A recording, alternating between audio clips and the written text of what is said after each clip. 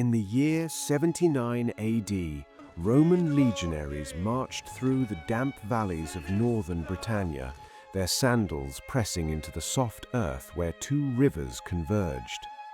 At the meeting point of the Medlock and the Irwell, they raised timber palisades and dug defensive ditches, constructing a fort they named Mamusham. The structure was not grand by imperial standards, a modest auxiliary garrison designed to guard the road connecting the legionary fortress at Chester to the northern frontier. Yet in this humble beginning, on this rain-soaked confluence, the story of one of the world's most transformative cities would slowly unfold. The fort stood sentinel over the surrounding landscape for more than 3 centuries. Within its wooden walls, soldiers from distant corners of the empire maintained their watch, their cook fires sending smoke into the perpetually grey skies. Around the military compound, a small civilian settlement grew, merchants, craftsmen, and families drawn to the stability that Roman power provided. But empires, however mighty, are impermanent. In 410 AD, when Rome recalled its legions from Britannia, Mamusham was abandoned. The fort's timbers rotted, its ditches filled with silt, and the settlement faded into obscurity. For centuries, Manchester existed as little more than a memory, a scattering of Anglo-Saxon homesteads where once Roman standards had flown. The land itself remembered, though. The rivers continued their eternal flow, and the rich soils of the surrounding countryside sustained small farming communities through the Dark Ages and into the medieval period. It was not until the 13th century that Manchester began its slow reawakening. In 1222, the settlement received the right to hold a market, a privilege granted by royal charter that would prove transformative. Every week, farmers and traders from the surrounding villages converged on the town, bringing wool, grain, livestock, and goods to exchange. The market square became the beating heart of a modest but growing commercial centre, its cobblestones worn smooth by countless transactions. By the 14th century, Manchester had discovered its calling in textiles. The region's sheep provided abundant wool, and local streams powered the first fulling mills that cleaned and thickened cloth. Small workshops clustered along narrow lanes where weavers worked their looms, their shuttles flying rhythmically as thread transformed into fabric. It was humble work, domestic in scale, but it established patterns that would echo through centuries. Manchester was learning to make things, to trade, to connect its produce to distant markets. The town remained unremarkable by the standards of medieval England. No great cathedral graced its skyline, no royal palace commanded its centre. Yet within its workshops and markets, the seeds of something unprecedented were quietly germinating. The transformation began in the 18th century when cotton arrived in Manchester. The fiber came from distant shores, raw material harvested by enslaved hands in the Americas and transported across the Atlantic in the holds of merchant ships. In Manchester's damp climate, entrepreneurs discovered ideal conditions for cotton processing. The moisture in the air prevented threads from breaking during spinning, a natural advantage that would prove decisive. As primitive machinery gave way to revolutionary innovations, the spinning jenny, the water frame, the power loom, Manchester's textile production exploded from cottage industry to industrial colossus. The city's landscape changed with bewildering speed. Factories rose along the riverbanks, their brick walls blackened by coal smoke, their interiors filled with the deafening clatter of machinery.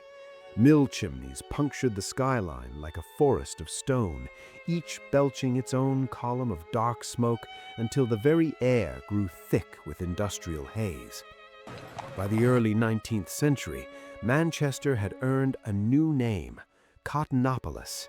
the city produced more cotton cloth than anywhere else on earth, its mills running day and night, its merchants growing wealthy on the insatiable global demand for textiles. But this wealth was built on foundations of profound suffering.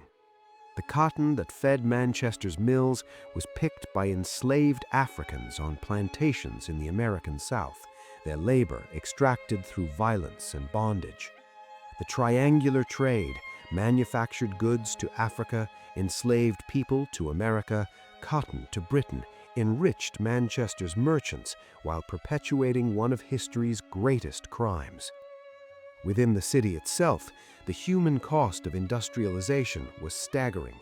Men, women, and children worked 14-hour days in deafening, dangerous factories. The air they breathed was poisoned with cotton dust and coal smoke. Children as young as 5 operated machinery, their small bodies valued for their ability to crawl beneath equipment to clear jams. Life expectancy in Manchester's working-class district plummeted below 30 years. The River Irwell ran black with industrial waste, its waters so polluted that they could no longer sustain life. The workers of Manchester did not suffer in silence. In August 1819, tens of thousands gathered at St. Peter's Field to demand parliamentary reform and representation. The crowd was peaceful, families dressed in their Sunday best, but the authorities saw only threat. Cavalry charged into the assembly with sabers drawn, trampling and cutting down protesters. 15 people died that day, hundreds more were injured. The massacre at Peterloo, as it became known, shocked the nation and galvanized the movement for democratic reform. Manchester's workers had discovered their collective power, and they would not forget it. In 1830, Manchester witnessed another transformation, this time in transport. The world's first modern passenger railway opened between Liverpool and Manchester, a 30-mile marvel of engineering that reduced a day's journey to 2 hours. Steam locomotives hauled passengers and freight along iron rails, inaugurating an age of mechanized transportation that would reshape human civilization. The railway connected Manchester's mills directly to Liverpool's port, streamlining the flow of raw cotton inward and finished goods outward. The city was no longer merely a center of production, it was a node in an emerging global industrial network. The moral complexity of Manchester's position became starkly visible during the American Civil War. When the conflict erupted in 1861, the Union blockade of Confederate ports cut off the supply of raw cotton to British mills. Manchester's factories fell silent, unemployment soared, hunger stalked the streets.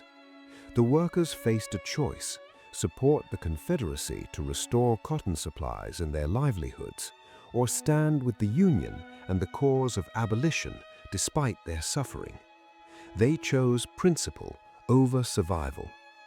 At public meetings across the city, workers voted to support the Union cause and the end of slavery, even as their families starved. Their sacrifice did not go unnoticed.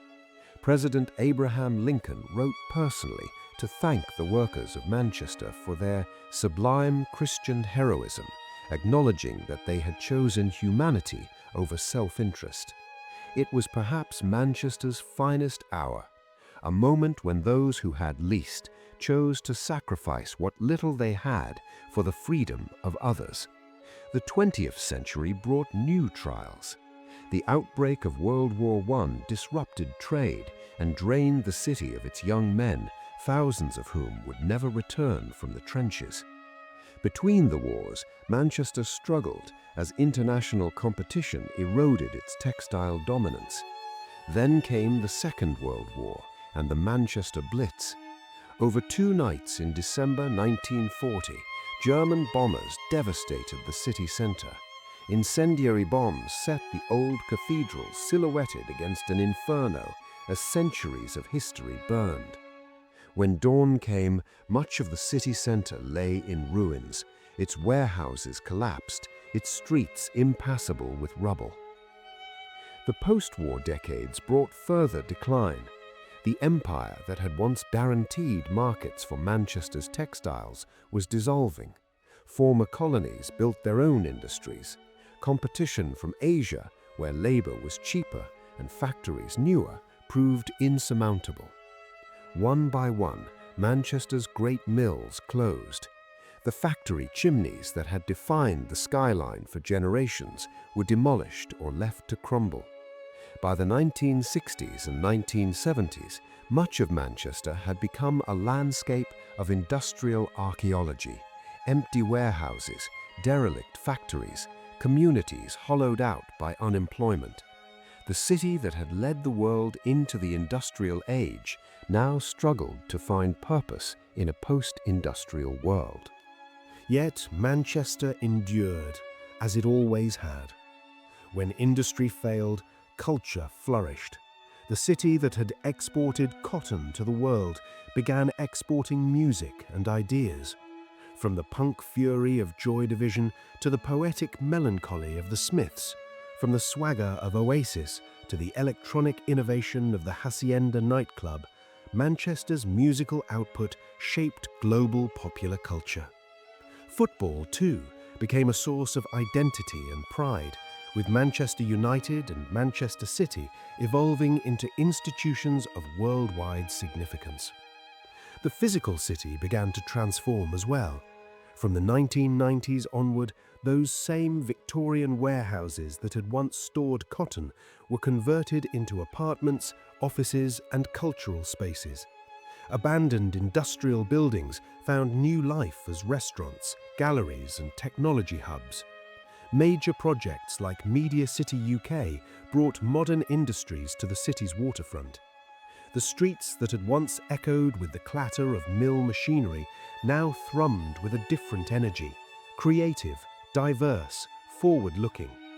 Manchester had reinvented itself, not by abandoning its past, but by building upon it, preserving the architectural bones of its industrial heritage while filling them with new purpose. Throughout all these transformations, from Roman fort to medieval market town, from cotton capital to post-industrial metropolis, one symbol has endured: the worker bee. Adopted as Manchester's emblem, represents the industrious spirit and collective solidarity that have always defined this city. When tragedy struck in 2017, when a bomb tore through the Manchester arena and claimed innocent lives, the worker bee appeared everywhere, tattooed on arms, spray-painted on walls, worn as badges of defiance and solidarity. It was a reminder that Manchester's greatest strength has never been its buildings or its industries, but its people and their refusal to be broken. Manchester's story is not simple or comfortable. It is a history of innovation and exploitation, of wealth built on suffering, of workers who created fortunes for others while barely surviving themselves. It is a story of remarkable courage, of protesters facing down cavalry, of workers choosing principle over survival, of communities rebuilding from ruins again and again. It is the story of how a muddy Roman outpost beside two rivers became, for a time, the most important industrial city in the world, and how it found new life when that era ended. If you enjoyed this journey through history, please like this video and subscribe to The Living Past for more historical reconstructions.